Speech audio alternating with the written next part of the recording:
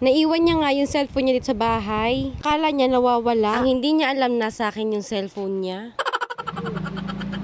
Guys, ito yung cellphone na nawawala. Papatayin natin kasi tumatawag sila dito.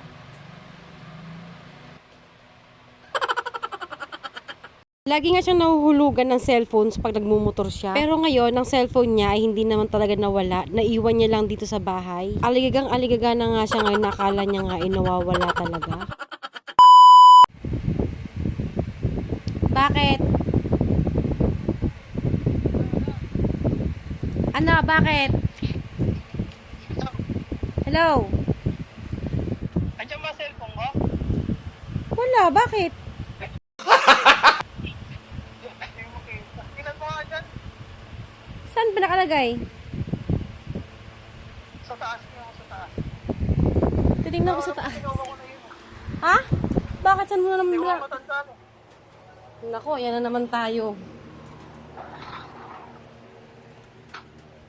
Yan na naman tayo, Amador. Tingnan mo muna. Yan. Wala naman dito. Eh. Nag-ring? Oo. Eh di tawagan mo dito. Tingnan ko kung andito. Wala akong makita eh. Sige. Teka.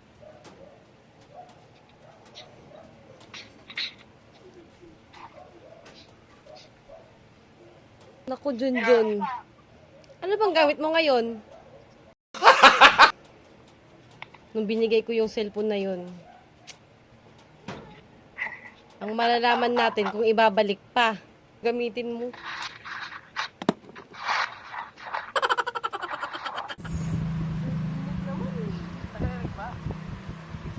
Walang nagri-ring dito. Di sana kung tumawag yun, narinig ko na.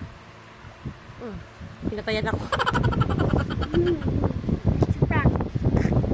It's a prank. Ano? Walang nag-i-ring dyan. Walang nagri-ring dito.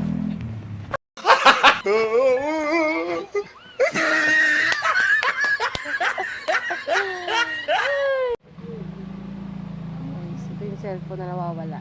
Papatayin natin kasi tumatawag sila dito.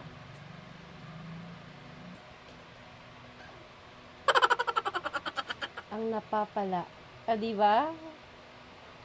Para paalagahan niya to, lagi siyang nawawalan ng cellphone eh. At dito nga mga bin, nagkukunwari na nga ako ditong nagagalit ako. Para naman di tayo mapaghalataan na may alam nga tayo.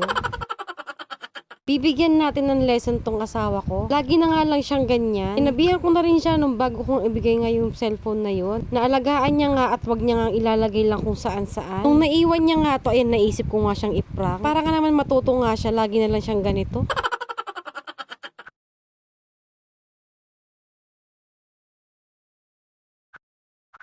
At dito nga mga bi, hinayaan ko na nga lang siya kasi parang nagagalit na nga. Ang dami niya nang iniisip niyan.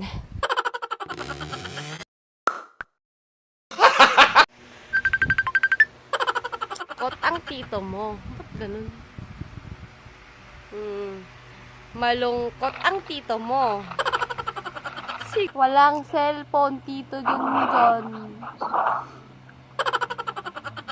Hindi pa nga bayad kay Gina yun. May iPhone ka naman, di ba? Naayos na. Okay na yun. Yung iPhone mo na lang, love, ha? No! Wala. Kahit sa Samsung, wala. Ito nga pala yung huling chat niya sa akin ngayon. At tumawag na nga rin pala sa akin at nagtatanong nga baka daw tinatago ko. Mukhang nakakahalata na siya sa atin.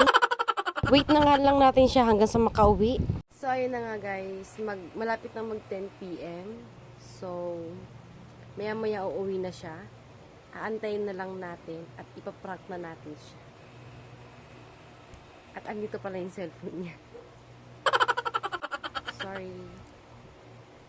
It's prank time. Andyan na po yung asawa ko kaya nagsiset up na ako dito. Kinakabahan na talaga ako nito kaya di na ako mapakali. Tumaas na rin pala ako dito sa taas. Dito ko kasi sinet up yung cellphone at galit-galitan nga ang tita nyo.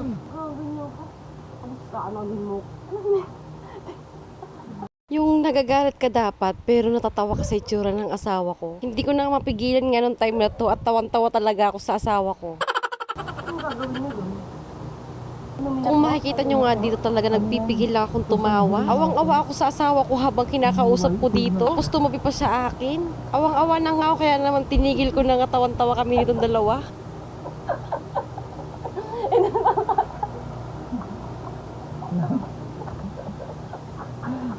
Nakikita mo yan? Nakikita mo yan?